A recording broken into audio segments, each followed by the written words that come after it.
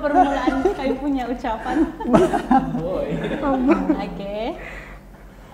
Salam damai kepada kita semua. Terima kasih karena bersama lagi dengan kami untuk belajar perkongsian kelas Cornerstone. Saya perkenalkan diri saya, Natalie, dan sebelah ini adalah kawan Reynold, dan di sebelah ini ialah Michelle. Dan yang sebelah paling hujung nih, dia bilang dia single. Oh iya. Ardi, gitu kan? Single banget. Oh iya. Single. Kan Ardi? Single. Betul, oke. Jadi yang ada mau komen tuh boleh Yes. komen di bawah lah. Kan Ardi? Nomor telepon tanya kok. Iya. Ya, nomor telepon boleh tanya sini. Jadi untuk hari ini kami punya tajuk akan kami kongsikan, yaitu dipulihkan di dalam gereja. Jadi sebelum itu kita akan berdoa dulu. Kita minta Michelle untuk doa pembuka. Mari kita berdoa. Allah Bapa kami yang bertakhta dalam kerajaan syurga, terima kasih Tuhan atas kesempatan ini kami dapat berkumpul dan mempelajari pelajaran tentang-mu. Pada saat ini kiranya Roh Kudus-Mu tetap diam di setiap jiwa kami agar kami dapat menumpukan sepenuh perhatian kepada pembelajaran ini. Dalam nama Yesus Kristus kami sudah berdoa. Amin. Amin. Oke, thank you Michelle atas doa itu. Semoga dapat memperhaluskan kita punya kelas hari ini. Ya. Oke, yang jauh mari dekat, yang dekat mari rapat, yang rapat mari datang kepada Tuhan. Kan Betul. Kan? Saya baru mau insir saya punya tempat duduk. Oke, nanti kau boleh balas selepas ini Iya, kan? tidak apa juga. Oke, berbalik kepada tajuk kita, dipulihkan di dalam gereja.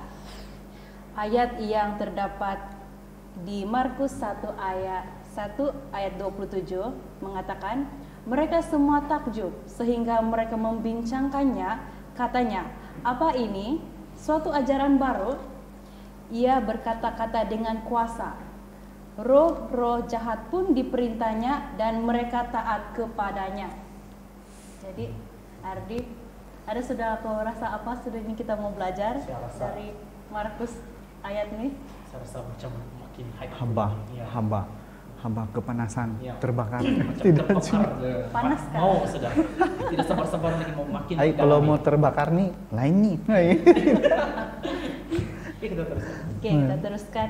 Ada di belakang sini lampu sulu nih untuk kasih serlahkan lagi kita punya pelajaran, yaitu pikiran orang yang malang ini telah digelapkan oleh setan, tetapi di hadapan juru selamat suatu pancaran cahaya telah menembuskan kegelapan.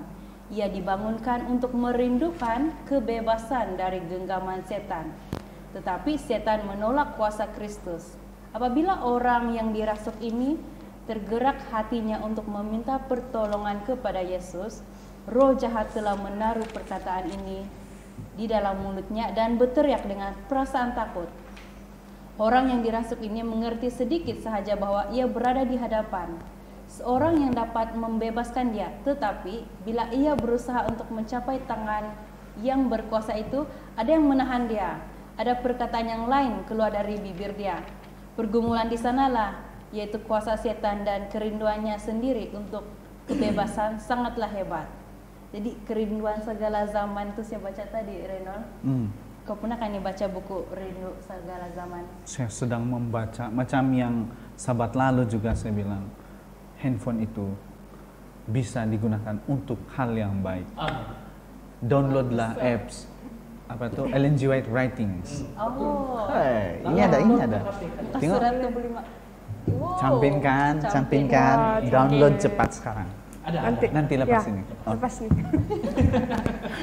Ya, saya pun mau download lah kalau Ya kan? Ya. Isyok jadi bahan bacaan. Jadi flashlight kita itu mantap kan. Jadi dapat sudah pembayang lah kan. Dapat. Mantap sekali. Mungkin kau coba soal kawan-kawan kita 2 orang. Mereka ini saya tengok bersedia sudah. Teruskan. Ya, mempunyai banyak sudah isi-isi penting yang ingin diuraikan kan? Boleh. Bertaburan terus. Bertaburan, Tertumpah di sini. Ya, tertumpah. Oke, sekarang saya mau minta pendapat daripada Ardi tentang sebelum kita masuk kepada cerita, kita minta pendapat dulu lah.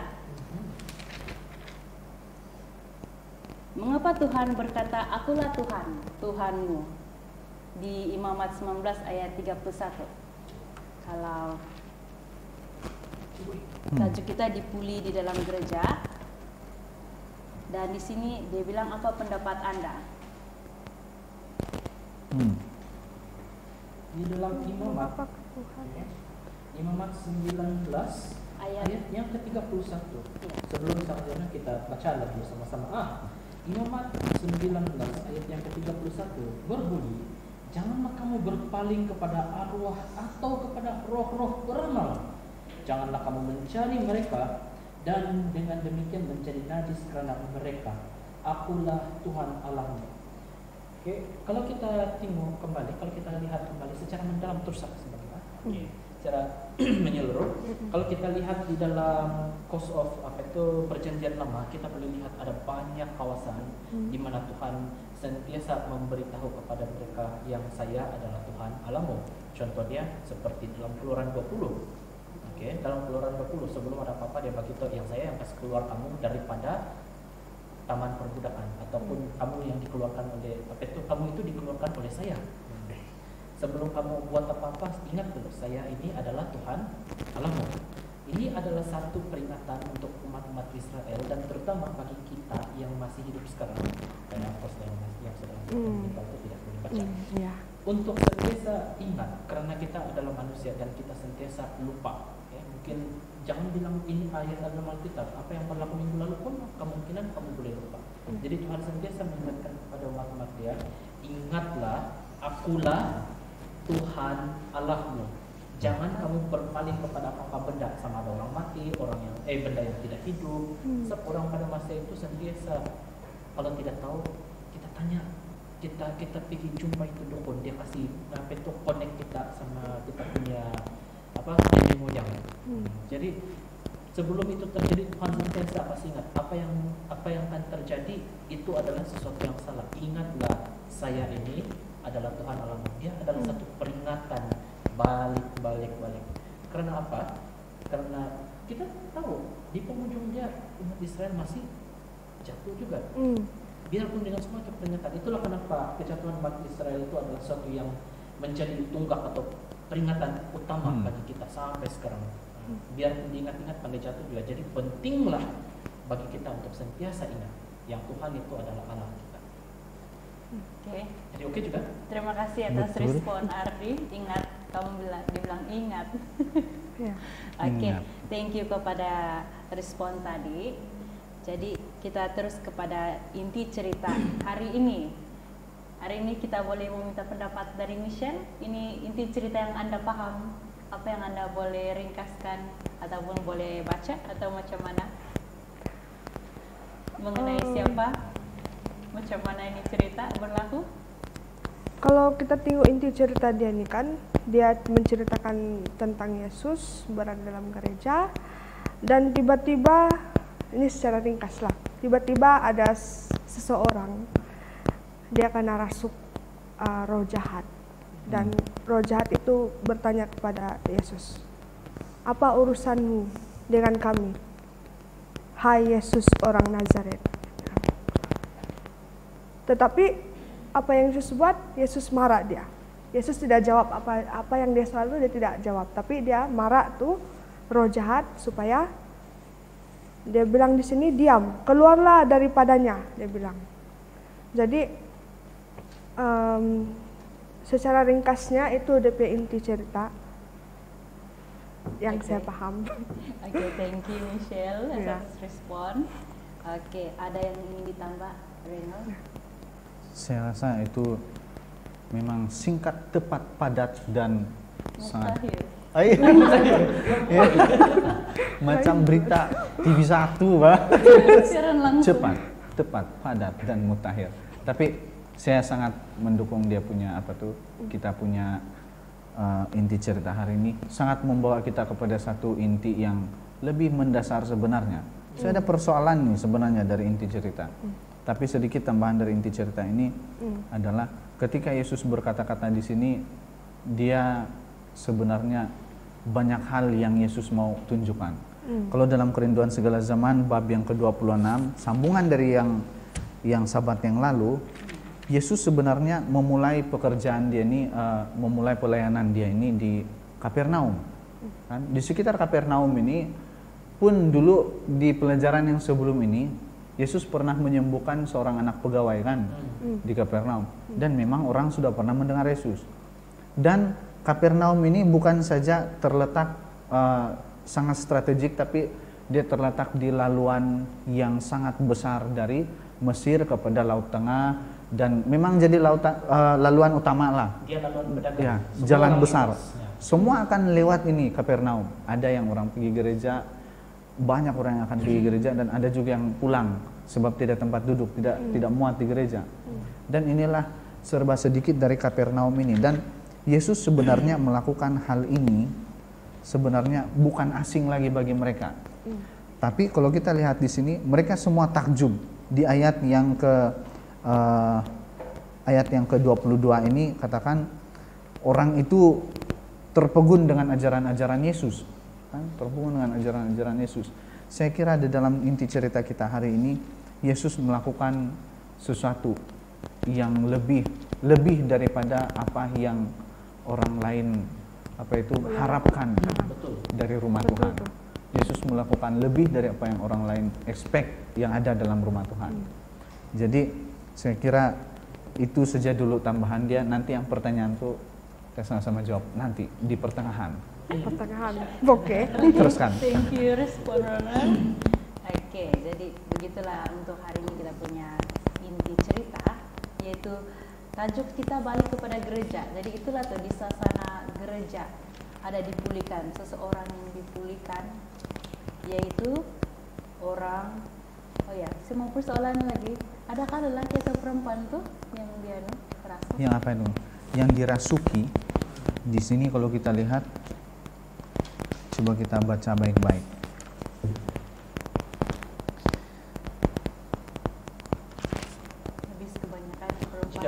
Jika kita lihat di dalam ini mungkin kita kalau kita mungkin ini kita perlu lihat dia punya jantina ya, daripada bahasa English dia dalam NIV version. Yes. He atau she. Di dalam ayat yang ke-23 ada bilang just then a man, dia bilang. Nah, jadi lelaki biasanya kalau perempuan. So, then a man. Jadi berarti dia nih laki-laki. Oh, oke. Dia ada dalam English. Ya. Jadi kita boleh tahu jantina dia dari English punya. Ini kelebihan kalau belajar di bahasa. Ya, bagus. Belajar Inggris. Ya. Ongvar kesempatan belajar gang dusun. Nah, avantang. Itu rumus kan? Oh, sorry. Oke, teruskan. Oke.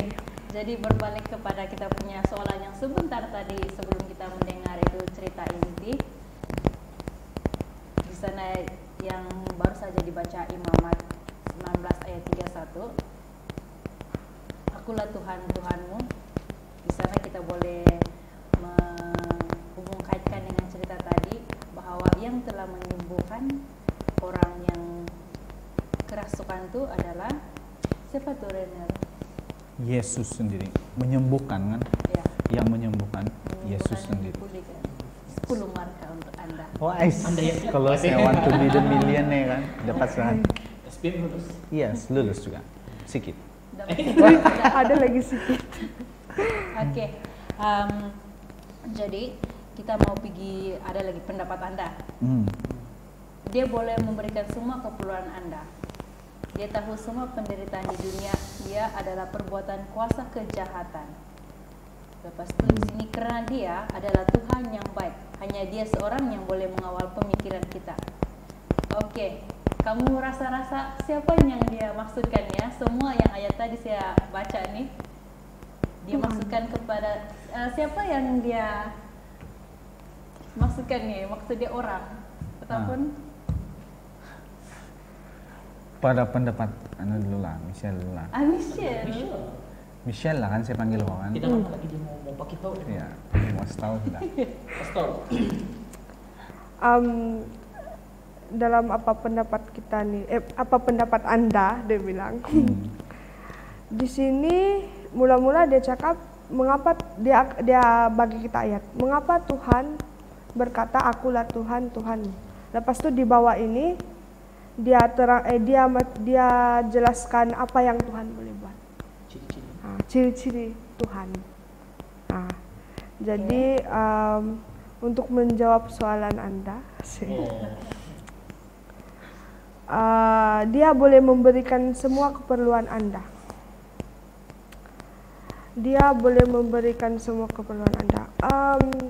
Bagi pendapat saya lah, tidak semua keperluan kita dia bagi kan. Dia akan bagi bila dia rasa kita memang perlu itu benda.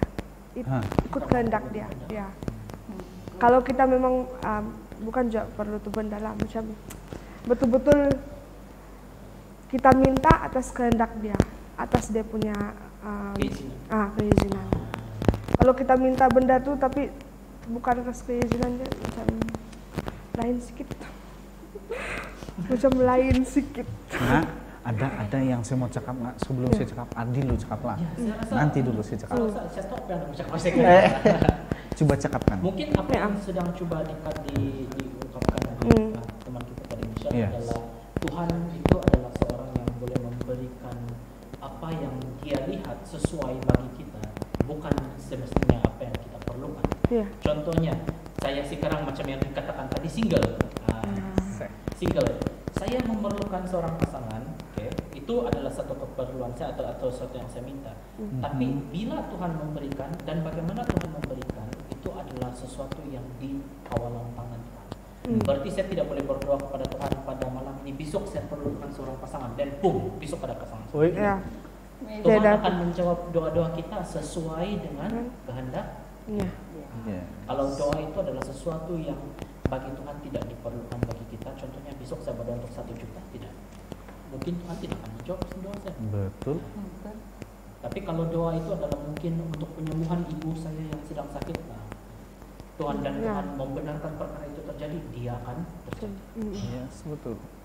Terima kasih. Saya pula yang sambutkan. Saya pula yang sambut, sebab saya sudah janji kan tadi. Saya. Tapi kalau di sini kan, dia mampu untuk berikan segalanya. Coba kita pikir balik. Apakah dalam dunia ini hanya Tuhan yang boleh provide kita sesuatu yang kita inginkan? Di dalam sini seorang laki-laki, a man kan tadi tuh, a man possessed by apa? An evil spirit. Jadi ini adalah macam yang Imamat katakan, Imamat 19 ayat 31. Jangan pergi sama roh-roh peramal, orang-orang yang peramal, boleh panggil roh-roh orang mati. Kenapa? Sebab Tuhan tahu, selagi kita di dunia, setan pun boleh provide apa yang kita perlu. Betul. Kan? Setan pun boleh provide yang kita perlu. Itulah kenapa bagi saya ini pertanyaan ini gantung. Dia boleh provide semua keperluan Anda. Sangat gantung. Sebab kenapa? Setan pun boleh memberikan apa yang Anda minta selagi Anda di dunia. Kenapa? Saya bilang sebab waktu Yesus memulai pelayanan dia, setan apa yang dia bagi? Teman-teman di rumah, apakah Anda masih ingat? Iya kan? Pertama dia bilang, kalau kau lapar, kan, tukar itu batu jadi roti, kan? Tukar itu batu jadi roti. Satu, kan dari keperluan fisik. Yang kedua, apa dia bilang? Dia pergi di tempat tinggi, baru dia bilang peterjun, malaikat akan sambut kau kalau kau betul-betul anak Tuhan. Kan? Dia menguji kepercayaan Yesus di mana. Kan? Dia boleh bagi kepercayaan. Setan boleh sambut kita. Bisa kita lari di atas pohon kan? Nah, setan bisa bikin kita begitu. Yang ketiga, apa dia bilang? Kau sembah sama saya, semua dalam dunia ini kau punya. Berarti termasuk kekayaan, apa semua kamu perlu duit, tuntung itu batu. Tinggallah ada duit keluar ke tidak, nah kan? Banyak orang yang tersilap ini, banyak orang yang berpenyakit macam ini. Betul. So, setan pun boleh provide. Tapi di dalam sini katakan bahwa I am your God. Sayalah Allah, akulah Tuhanmu, kan? Imamat 11 pun katakan, akulah Tuhan Allahmu. Means dia mau kasih tahu kita adalah iblis memang betul boleh provide, tapi yang boleh provide segalanya adalah hanya Tuhan. Betul. Itulah dia panggil kita nih, begini inti cerita. Jadi inti cerita kita hari ini, apa yang ada di rumah Tuhan ataupun apa yang ada pada Kristus. Kan? Nah, itu yang poin saya. Itu poin yang saya dapat. Terima kasih, teruskan. Oke. Teruskan. Yes. Sudah habis kan tadi. Yang soalan yang buat sedikit penekanan boleh juga. Boleh juga, kasih tahan jadi. Dipersilakan. Saya baru perasan tadi, kita punya flashlight ini kan macam gantung bang, macam gantung stick. Bukan sebab dia tidak lengkap, sebab kita baca flashlight duluan sebelum itu inti cerita. Betul juga. Iya. Jadi di dalam inti cerita ini dia membagi tahu yang dia membagi tahu itu orang dia dirasuk. Dan perkataan yang keluar pada mulut orang tersebut adalah berasal daripada roh jahat. Berarti kita tahu yang bercakap itu bukan orang tersebut, tapi adalah roh jahat. Dan Yesus mengherdik roh jahat itu untuk keluar daripada badan. Nah, kita lihat di dalam flashlight kita. Ini yang sangat saya terkagum, dia bilang sini. Apabila dia jawab sini, apabila orang yang dirasuk ini tergerak hatinya untuk meminta pertolongan kepada Yesus, berarti orang ini mau minta pertolongan kepada daripada Yesus. Roh jahat telah menaruh perkataan di dalam mulutnya. Bila dia meminta tolong sama Tuhan, lain pula yang tercakap. Yang terkeluar daripada mulutnya bukan perkataan dia, tapi perkataan yang berasal daripada roh jahat itu. Dan roh jahat dan berteriak dengan perasaan takut. Orang yang dirasuk ini mengerti sedikit sahaja bahwa ia berada di hadapan seorang yang dapat membebaskan dia. Dia tidak tahu pun Yesus itu boleh kasih bebas dia atau tidak, tapi dia meletakkan harapan yang dia percaya. Dia percaya kepada apa yang ada di depan dia. Tapi dia tengok, dia berusaha untuk mencapai tangan yang berkuasa itu, dan ada yang menahan dia. Sama juga macam kita pada masa sekarang. Saya yakin ada di antara kamu yang mempunyai tabiat buruk atau mempunyai certain addiction. Mungkin orang bilang ketagih dengan beberapa benda yang menjauhkan kita daripada Tuhan. Okay. Mungkin ada ketagihan minum atau ketagihan gam, saya tidak tahu, atau apa-apa saja perkara yang menjauhkan kita daripada Tuhan. Saya yakin kamu mesti ada keinginan untuk mau balik kepada Tuhan, kan? Tapi bila kita mau balik, sanalah karena cabaran dia. Betul kita. Dan kita bila apa yang kita cakap itu tidak sama dengan apa yang kita buat. Iya betul. Dia betul mau cakap itu lain yang kita cakap. Ada yang tahan dia. Terus diteruskan, ada perkataan yang keluar melalui bibirnya. Pergumulan di antara kuasa setan dan kerinduannya sendiri. Berarti di antara setan yang roh jahat yang ada dalam hati dia dengan kerinduan, keperluan dia, kepermintaan dia sendiri, hati dia sendiri untuk kebebasan sangatlah hebat. Berarti dia bergumul dengan apa saja yang dia ada. Dia tidak dinyatakan di sini, tapi dengan jiwa kasih terang kepada kita betapa hebatnya pergumulan yang ada di hadapan di dalam hati dia pada masa itu. Dan saya yakin kita pun ada juga sahabat-sahabat kita yang mau bergumul dengan kita punya diri sendiri, kan? Atau hantu atau setan yang ada dalam hati kita. Itu saya punya penekanan sendiri lah mengenai kita punya inti cerita. Saya ada soalan.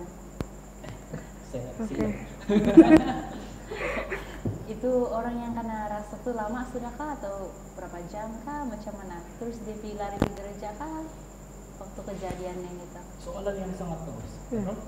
Saya pun tertanya-tanya. Saya pun bertanya. Itulah kenapa saya baca balik ini cerita dia.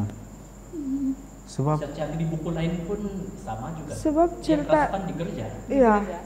Dia tidak kasih tahu secara detail. Sebelum dia rasukan baru masuk ke gereja, saya tidak tahu. Iya. Atau di dalam gereja terus waktu dia di dalam kan, baru dia kena rasuk. Tiba-tiba dia berteriakan di sini kan. Jadi orang lain pun ketakutan dalam gereja.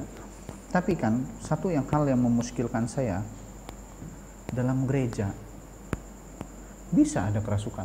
Iya. Iya kan? Iya kan? Bisa dalam kerasukan. Sebab gereja ini orang bilang tempat suci.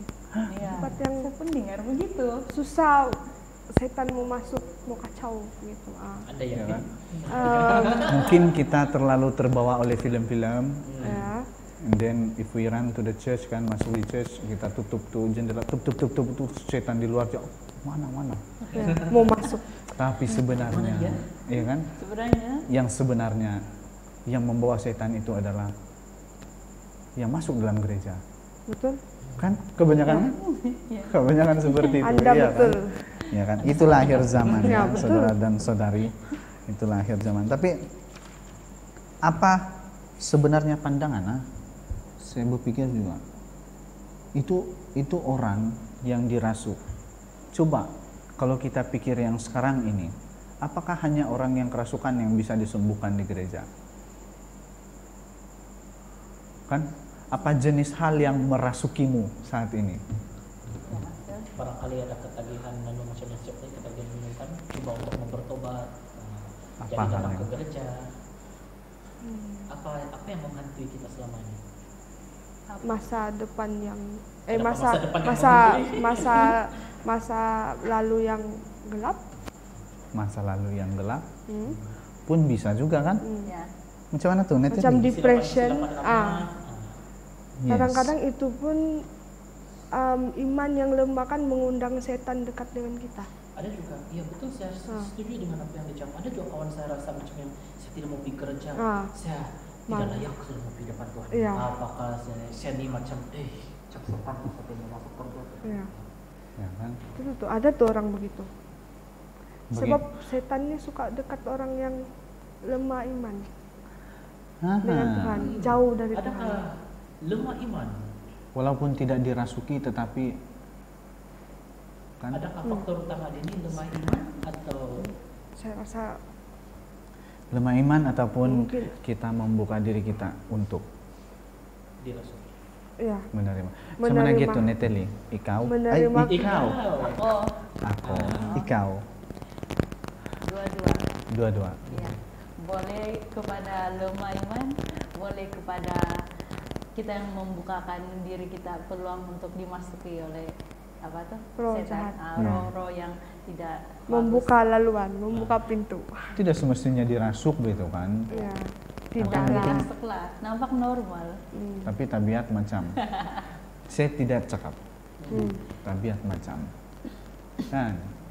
Tidak apalah. Tapi mungkin apa yang dikatakan oleh pelajaran kita hari ini. Sudah kemana kita travel hari ini? Jauh sudah. Iya kan? Tapi masih ada kaitan juga lah dan ada kaitan dengan Alkitab. Sebab memang sangat berkaitan sama kehidupan kita. Mungkin teruskanlah Neteli. Oke. Kita balik lagi, dipulihkan dalam gereja. Kita pergi sini yang kupasan dia.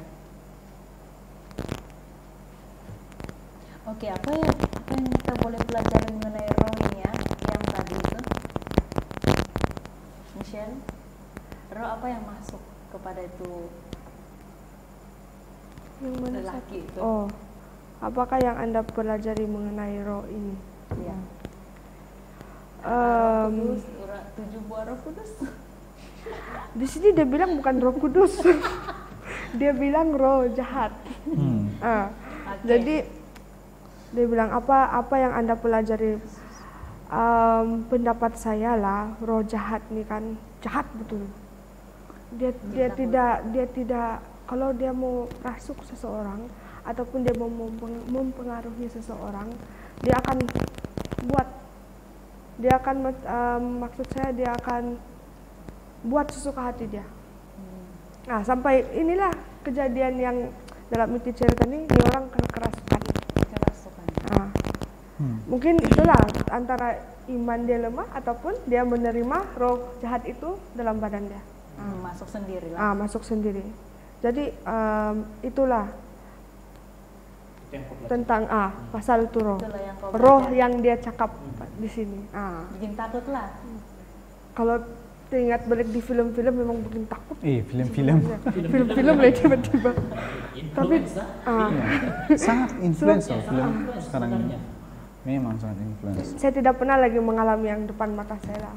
Tapi pelajaran hari ini saya dalam pembacaan saya tadi, Coba kita fokus di sini. Markus 4 ayat 39 dengan Lukas 7 ayat 14 dan 15. Coba kita bayangkan, Bang. Apa dengan saya punya pertanyaan tadi, ketika saya baca ini 2 ayat, barulah saya paham. Apa yang kita boleh dapat dari Yesus? Kan, apa yang sebenarnya kita boleh dapat dari perkataan Yesus? Berapa kuatnya ini perkataan Yesus, Bang? Markus 4 ayat 39. Ingatkah kita tuh yang apa tuh?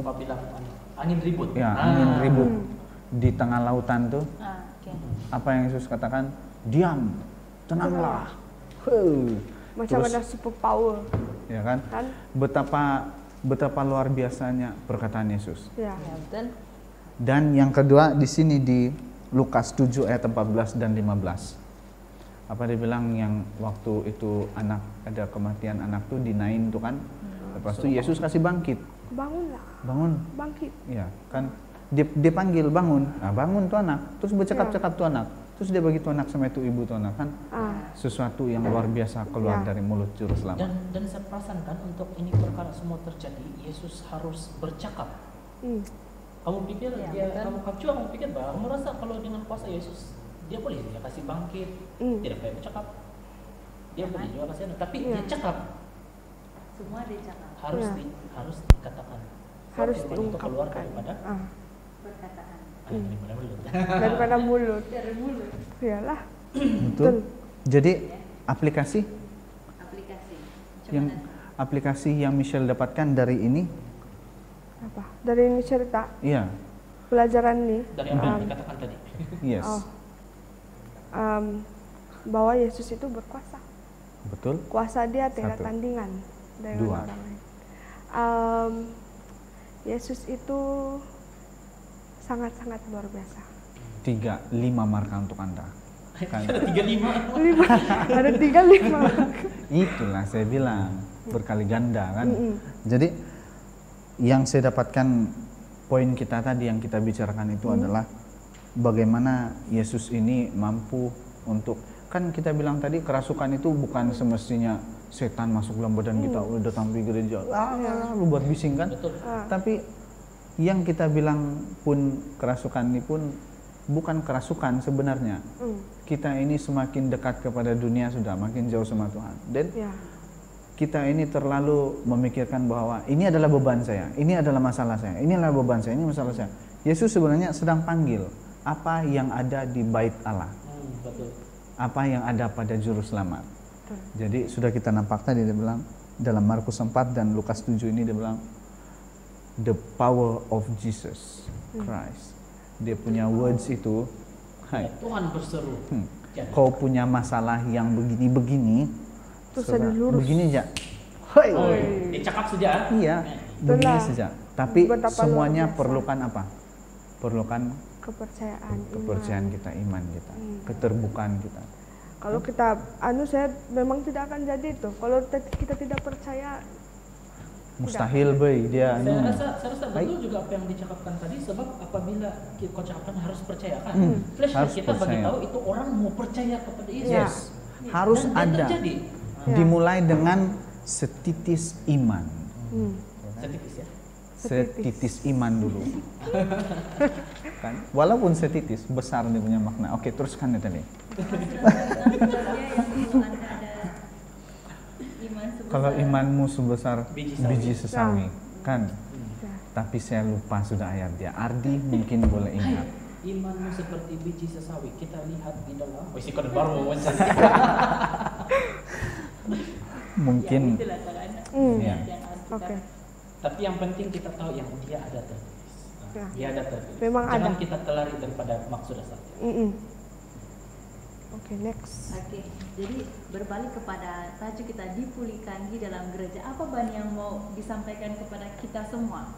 Apa yang mau kita diberi pendidikan teladan yang harus kita contohi ataupun harus kita aplikasi, harus kita guna pakai dalam kehidupan kita ya?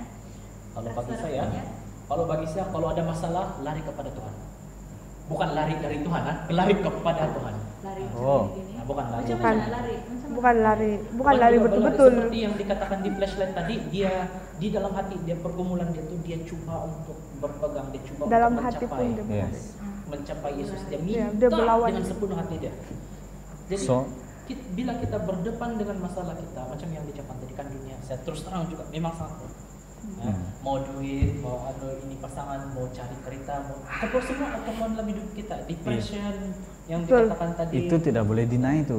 Kita tidak boleh sangkalkan itu benar, tapi Yesus sudah berjanji, serahkan semua bebanmu kepada saya.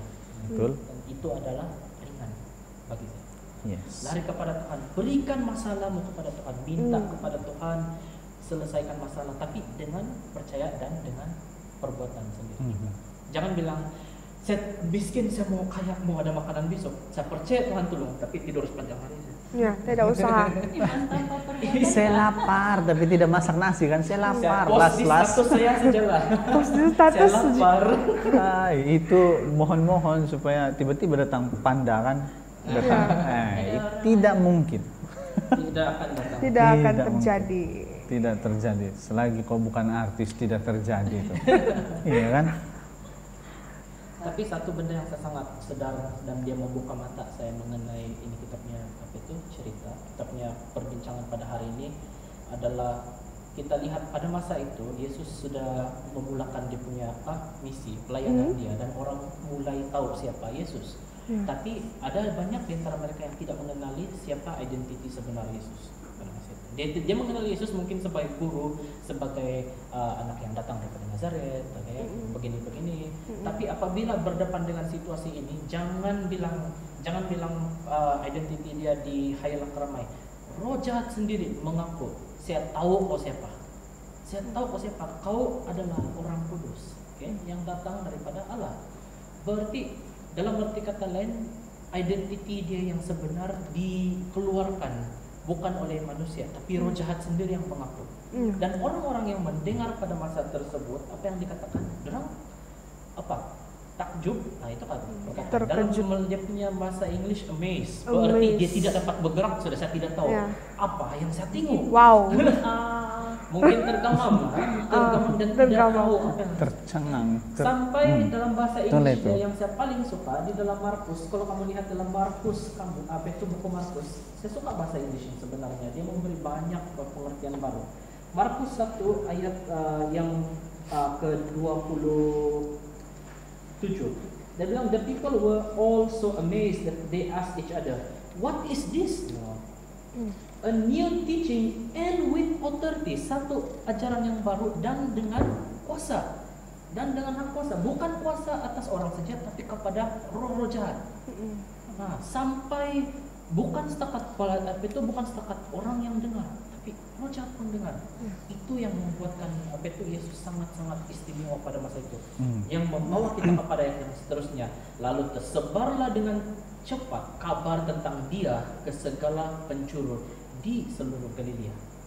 Karena bukan orang yang mengaku, roh jahat yang mengaku siapa dia. Tapi kan, adakah kamu rasa dalam hidup kamu bahwa Yesus itu membebankan hidup? Adakah pernah? Coba jelaskan. Seluruh hidup lah. Pernahkah ataupun tidak? Jujur aja. Pernah nggak? Dalam hal apa gitu kan? Oh, mau cakap dulu masa saya kena panggil untuk jadi pastor, saya beban. Sebelum yang saya terima panggilan untuk jadi adalah. Nah, kenapa rasa beban? Sebab dia bukan sesuatu yang saya mau. Nah, kan? Sobat lalu saya ada mention untuk lebih dekat kepada Tuhan mesti lulus SPM. Betul kan? SPM. Apa SPM? Bukan sijil pelajaran Malaysia. Ingat itu, ya kan? SPM itu sangkal diri, pikul salib, menginjil. Iya kan? Nah, mungkin yang saya dapat berikan di sini adalah coba kita tiru supaya kita terhindar dari kuasa kejahatan. Memang ada ini kuasa kejahatan, tapi supaya kita terhindar, coba tiru cara Yesus. Dia menjawab bukan dengan diri dia, bukan dengan kepandaian dia kan?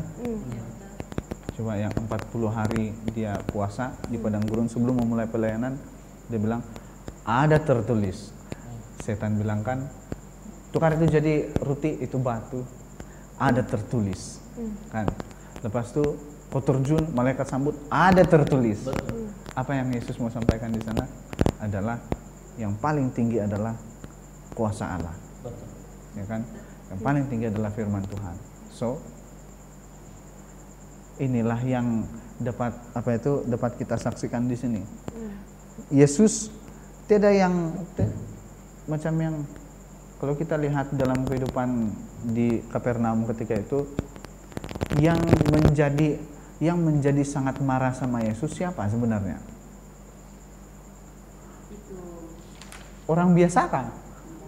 Imam-imam kan? Yang orang-orang yang yang ada pangkat. Imam-imam. Kenapa dorang marah? Hilang kehidupan. Ya, sebab mereka tergugat kan. Ya. Semua orang amazed sama Yesus kan. Diorang dari lahir tinggal di gereja lah, mengajarlah di gereja. Orang pun tidak yang se-amazed macam Yesus. Cemburu. Ya kan? Harta dan tahta. Gitu kan? Ya. So, mereka ini dikaburkan matanya oleh setan. Macam kita punya pelajaran hari ini. Ini anak muda dikaburkan oleh setan. Macam tadi kan kita bilang, matanya dikaburkan oleh setan. Apa kita punya senjata yang ampuh untuk melawan ini? Ya kan? Hanya firman Tuhan. Hanya dari Tuhan. Kan? Jadi mungkin sampai sana tambahan saya. Terus kan Teli, ada lagi persoalan kita mau bincangkan hari ini. Sangat terbakar nih kita sekarang. Ya, terbakar. Hatilah perasaan spiritnya. Hampir Berkobar-kobar. hangus. Oke, kalau dalam Imamat 19 ayat 31 dia mengatakan, janganlah kamu berpaling kepada arwah atau kepada roh-roh peramal. Janganlah kamu mencari mereka dan dengan demikian menjadi najis karena mereka, akulah Tuhanmu. Ini ayat yang tadi nih, tapi saya suka kepada dia bilang janganlah berpaling. Sebab dia mengatakan coba hindari atau coba jangan dekat kepada nih pengamal-pengamal yang bukan sepatutnya kita dekat, tapi mau juga. Ada yang mau, betul. Ya, ada keinginan tuh memang ada. Raja kita, Raja Israel dulu, Saul. Iya, Bila kan? dia ingin berperang, kepada siapa dia lari? Apabila Dia cari roh peramal untuk bercakap sama roh Samuel. Iya kan? Kok bisa? Bila dia berpaling daripada Tuhan, saat itu dia kalah. Kan dia pergi jumpa Samuel, tapi dia kalah juga. Dia kalah. Sebab yang menjadi Samuel, apalagi yang setan tidak boleh bikin menyerupai kan? Ya. Ya. Jadi di Taman Eden apa yang seretan pula kan? Setan serupai apa? Ular kan? Setan juga kan? Lepas itu sebagai yang pergi mencobai Yesus di padang gurun sebagai malaikat terang. Uyo. Dia apa? Dia malaikat begitu waktu di sorga kan? Apalagi yang saya tidak boleh bikin. No? Dialah bintang fajar yang paling cantik. Akulah malaikat itu dibilang kan? Tapi masih dia bisa. Jadi apalagi yang dia tidak bisa bikin. Kan itulah saya bilang. Jangan berpaling dari Tuhan. Banyak betul dia punya muslihat. Iya, Pak. Mau kasih jatuh kita, kan? Ya, betul. Saya rasa apabila kita tidak memandang kepada Tuhan, sanalah setan ambil peluang itu untuk terus tarik kita punya perhatian kepada dia. Betul, ada sini Betul. dia bilang di Desire of Ages muka surat 258 dia bilang, apabila sekali firman Tuhan dan rohnya ditolak, ada seorang manusia yang mengetahui sampai berapa dalamnya ia akan tenggelam. Dalam betul kan? Sampai sekarang kan? Sampai sekarang. I tell you guys. What is Betul. that? I tell you that someone will notice, dia akan jatuh dalam. Iya betul, sangat apa itu betul. Apabila sekali saja kita bilang, Tuhan bilang janganlah, terus kita bilang oh sedikit lebih itu pemanjaan dosa. Betul. Betul manja. Betul tuh, panjang tuh, bukan sedikit lagi. Sejalani Allah, sedikit sejalan begini jauh besar. Oke, kokaina begini. Nah, kan? Ngap, terus sedap pula nih, tuna lagi lah. Kan? Jadi how? Para remaja hati-hati di luar sana. Setan menabur jala, menangkap Anda, gitu kan? Menangkap Anda dan saya. Singa mengaum-ngaum. Ya, singa mengaum-ngaum. Ibarat serigala di kawanan domba. Ya kan? Betul. Siapa saja yang lemas-lemas begini, ngap, habis. Nah, Ya kan? habislah. Saya tidak tahu. Yang saya tahu miau saja. Itu Tapi kucing. apa-apapun dalam hari ini, saya kira ini sangat-sangat mendasar bagi kita. Jangan mendua hati lah kan sama firman Tuhan. Berkuasa. Sedikit ya kita tulak, habis jauh kita jatuh. Oke. Teruskan.